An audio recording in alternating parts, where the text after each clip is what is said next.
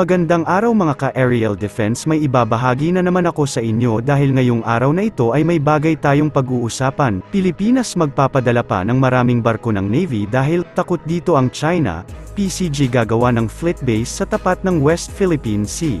Pero bago tayo magpatuloy, wag mo muna kalimutan mag-like, share, and subscribe. Paki-follow at like muna ng aming page na nasa description na ang link.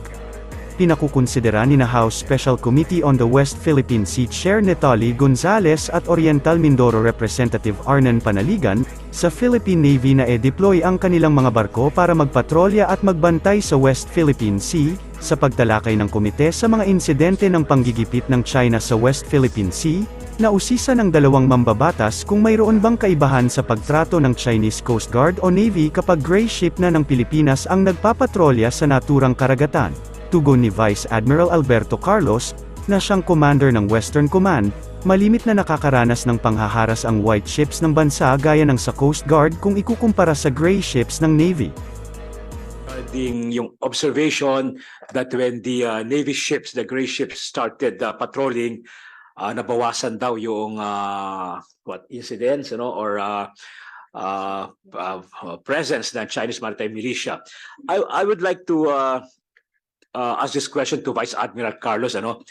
When the Navy was conducting naval patrols, did you also encounter harassment from Chinese Coast Guard or Chinese maritime militia vessels, like what they did to our Coast Guard vessels? Now, remember a few months ago, yung laser pointing incident, it was done by the Chinese Coast Guard against a Philippine Coast Guard vessel, no?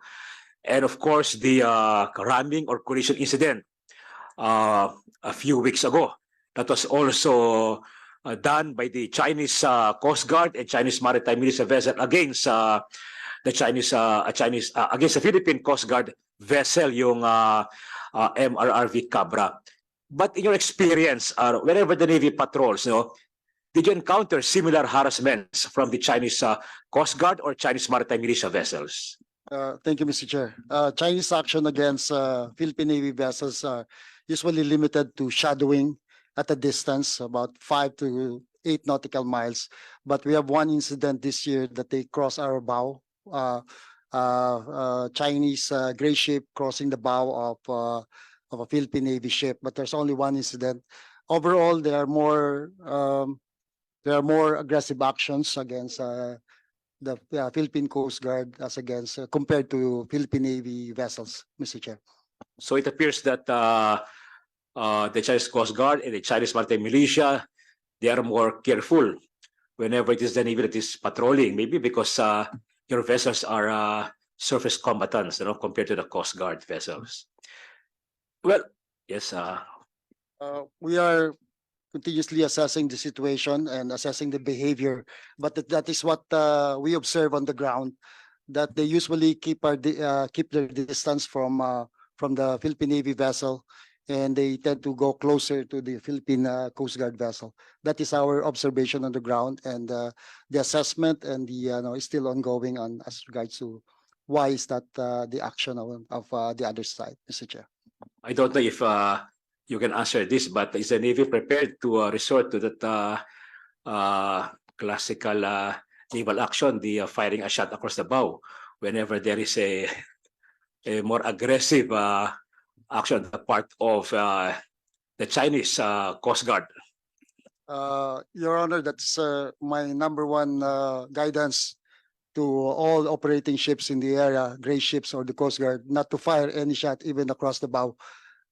So that we will not escalate the situation on the ground. Like I said, Mr. Chair, our actions are very, very restrained, calibrated. Our main consideration is to keep the peace on the ground and probably hopefully improve the realities on the ground, as correctly observed by Congressman Castro. The realities on the ground are not changing. Substantially changing at the pace that we want them to change.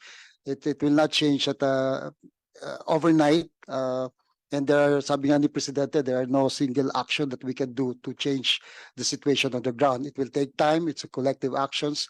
All our strategies or our lines of effort are all designed to really change the realities on the ground. But like I said, it will not change overnight, Mr. Chair. I agree with the observation of Admiral Carlos that we should have a calibrated response, no, in dealing with the various incidents at the West Philippine Sea. A ship captain, a Navy lieutenant commander cannot just trigger a war with a very powerful adversary, no? So I agree with your observation that we should have a calibrated response. But let me state this, that I believe that the Philippine Navy and the Philippine Coast Guard are doing their very best in securing our territorial waters and exclusive economic zone to the limits of the resources available to them. We cannot fault the Navy and the Coast Guard if there are continuing harassments or incursions in our territorial waters or exclusive economic zone. They are doing their very best. It is just that our resources are very limited. And of course, that is not that matter cannot be addressed by the Navy and Coast Guard at their level. That is a matter that should be addressed by the political leadership of this country. So I refer to the provision of more funding for the Navy and the Coast Guard. So that is a matter for the executive and the legislative to address. But at their level, I believe that the Navy and the Coast Guard are doing their patriotic duty of securing our sovereignty and territorial integrity. So I would like to express my gratitude to our Navy and Coast Guard for their patriotic duty at the West Philippine Sea. That's all, Mr. Chair. Yeah. As Vice Admiral Carlos, if I heard you correctly, that you likewise sent the Philippine Navy ship. And by Philippine Navy ship, are you referring to gray ship? Yeah. Gray ship. So we were informed before, para hindi masyadong detention mataas doon sa West Philippines. You try to, huwag mo na nagpapadala ng mga gray ships, di ba? Because that's, parang na yan combat na yan, di ba? So, nagpapadala kayo, white ship, Coast Guard, etc. But you said a while ago na nagpadala kayo ng Philippine Navy ship, ano? So, in what instances, kayo pwede magpadala ng gray ships instead of purely white ships lang? Kasi, I noticed when you said, Karina, when you, parang ang impression ko is when you said also a Philippine Navy gray ship, parang bumawas ng konti yung presence nila doon. So, if that be the case, anong situation ang pwedeng, kasi alam naman natin, ginawa mo na doon eh. Di ba naman natin yung presence, lipat-lipat na sila. So, what instances can you send gray ships instead of purely white ships lang? Kasi parang hindi natatakot sa white ships natin. Thank you, Mr. Chair, for the question, sir. For the deployment of ships, the gray and the Philippine Coast Guard, first, sir, the gray ships, the Philippine Navy ships are always present in WPS to maintain naval presence. So they were always there. We provide the numbers during the executive briefing. Just to maintain the presence, going on maritime patrol, going on sovereignty patrols, just to show the flag that we are there. That this is our EEC. We have sovereign rights over this area. We have jurisdiction. To show the flag, the Philippine Navy will always be there. In terms of confronting and non-confrontationally driving away the militias, we prepare to use the Philippine Coast Guard, the white ships, to do the radio challenge and to ask them to leave. So if the Coast Guard is there, we prepare to use them to challenge the presence of the militias, the militia vessels. If they're not there, the Philippine Navy, the Philippine Navy vessel, per our SOP, will issue the radio challenge. As mentioned by Commander Taliana, we are on a rotational basis. We cannot keep the Philippine Coast Guard in the West Philippine Sea 24/7. Yung pong Navy, medyo nakakalapit-lapit kami sa 24/7 presence. But the number is, in terms of number naman, very limited pa rin po, sir, compared to what we are, the number of Chinese vessels, Chinese Coast Guard and PLA Navy vessels that we are confronting with the area. But at least, we have at least we maintain our presence there. There's always a Philippine government present flying the Philippine flag in WPS. So by sending a gray ship, hindi naman necessarily tayo makikipag-gera, di ba?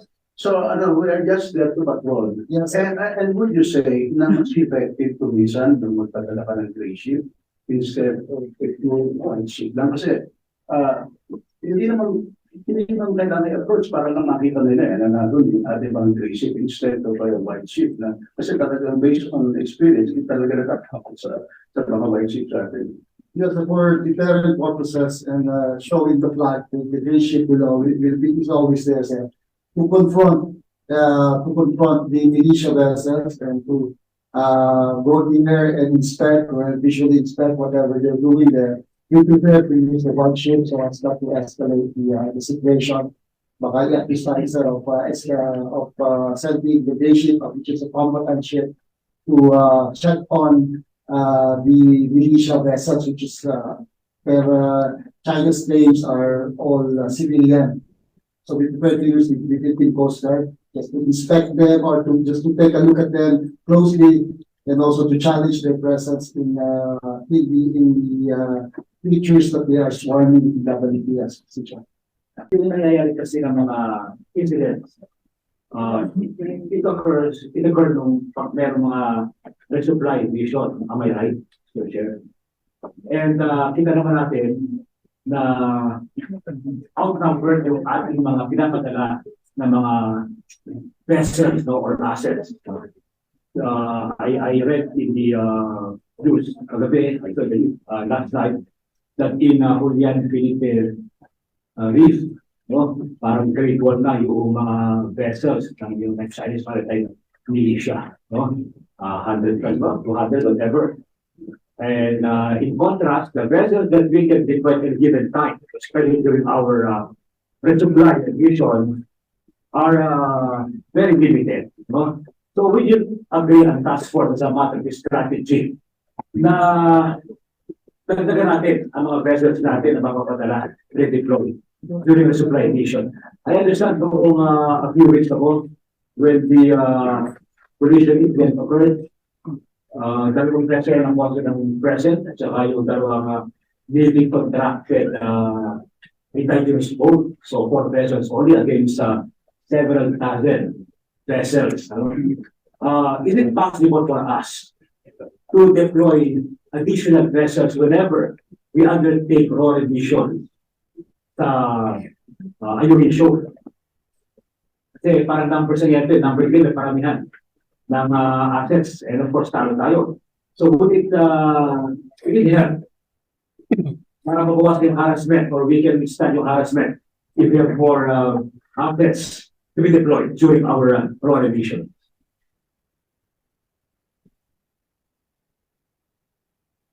Mr. Chair, good morning.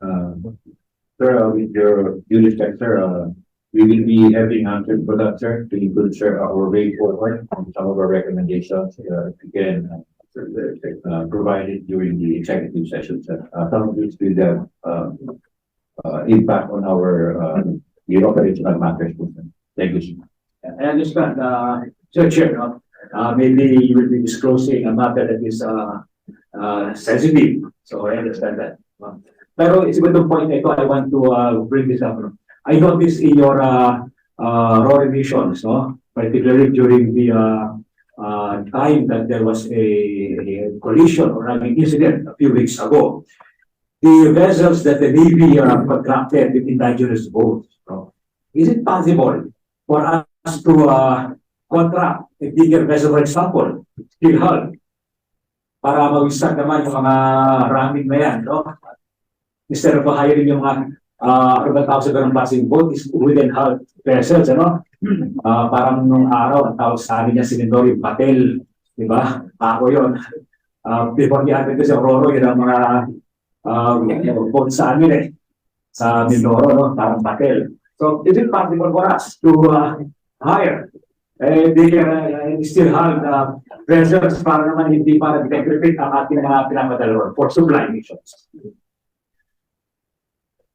Sir, that's like what Gerald Reyes stated, sir. We will basically answer in detail all these questions. But generally, sir, what we are doing, it is already given that we cannot match number by number the available resources of China in the area. But if we build all the Philippine Navy and Coast Guard, still we will still be have number. But what we are doing, sir, is trying to present a different menu of response to the Chinese in doing our role, so that it will complicate matters for the Chinese, and that would give us a greater chance of success to accomplish our role. All your recommendations, sir, like what you guys stated, are all being considered, sir. Everything is on the table, sir. We just trying to mix and match all of these resources, all of these responses, sir. Para hindi lang yung puro role na yung dati, sir, na unay sa May 1 and 2. If you would notice, sir, during the last roar, one of the reasons for its success is we use a much faster vessel, which the Chinese, I think, were a bit surprised because before they knew how the Olaisa may run very slow moving, but when we use a LDU owned vessel, which is much faster than the Olaisa May, so they were unable to pass it in. So that is what we are doing, and trying to present a more complex response to during our raw revision in order for us to have a greater probability of success. So everything, sir, all the options are in the table. I agree, Mr. Chair. Maybe we can resort to more innovative approaches in building our vessels there, in performing our mission and other security missions. I think this is the result. We need not much the number of Chinese vessels, because that is impossible to do. But of course, we have to aspire for the build-up of a more credible force for the Navy and the Coast Guard. It will, of course, take time. We know that it can be done overnight or in months or years. And it is the result of our long years of, shall we say, inaction in modernizing our Navy and Coast Guard and the armed forces in general. It will take time, of course. This Congress in the past has done its share, but of course, because of our fiscal economic problems, the national government cannot really fast track the modernization of the Navy and Coast Guard. But we support we recognize the need to facilitate, to fast track the modernization of our sea forces. That's our support on that matter. But in the meantime, we will have to resort to other means. I feel there is a way for that. Madalas aniyang ginagawa lamang ng China sa gray ships ng Philippine Navy ay pag-aligid o paglalayag malapit dito sa layong 5 hanggang 8 nautical miles. Isa pa lamang aniya ang insidenteng naitala ng banggay ng isang Chinese Navy ang bow ng Philippine Navy ship. Dahil naman dito naniniwala sina Gonzales at Panaligan na mas natatakot ang China na maging agresibo kung Philippine Navy ship ang gagamitin sa pagpapatrolya sa West Philippine Sea. Pagsiguro naman ni Carlos na palagi ang naglalayag ang Navy ship ng Pilipinas sa West Philippine Sea, para igiit ang ating soberanya at claim sa teritoryo. Katunayan halos 24/7 na ang pagpapatrolya ng Navy sa West Philippine Sea, ngunit aminado ito na kulang pa rin ang kanilang asset. Tinitingnan na ng Philippine Coast Guard ang pagtatayo ng fleet base sa Subic, Zambales, na nakaharap sa West Philippine Sea. Ayon kay PCG Commandant Admiral Ronnie Hilgavan, kasalukuyan na nilang tinutukoy ang posibleng lokasyon na mapagtatayuan ng mga port facilities na makakayang makapag-accommodate ng mga mas malalaking barko ng bansa. Malaki aniya ang potensyal ng Subic area dahil sa akma ito sa naturang proyekto. Ang plano ng PCG ay kasabay na rin ng patuloy na agawan ng teritoryo sa West Philippine Sea, kung saan ang Zambales ay isa sa pinakamalapit na probinsyang nakaharap sa naturang karagatan. Ayon kay Gavan, kung maisa sa katuparan ang kanilang plano ay tiyak na matutulungan ang pamahalaan sa pagbabantay nito sa mga teritoryo ng bansa na nakaharap sa West Philippine Sea. Maliban sa Subic, posible rin aniyang puntahan din ng PCG at pag-aralan ang iba pang lokasyon sa iba't ibang bahagi ng bansa. Isa rito ay ang Manila Bay, dito sa National Capital Region. Para sa mas madaming update tungkol sa ating defense, abangan lamang ang aking mga bagong video. Para naman sa mga gusto magpa-shoutout, mag-comment lamang po at share, paki-follow at like muna ng aming page na nasa description na ang link. Huwag mo na rin kalimutan mag-like, share, and subscribe. Pindutin mo na rin ang bell para updated kayo sa aking mga video. Maraming salamat po.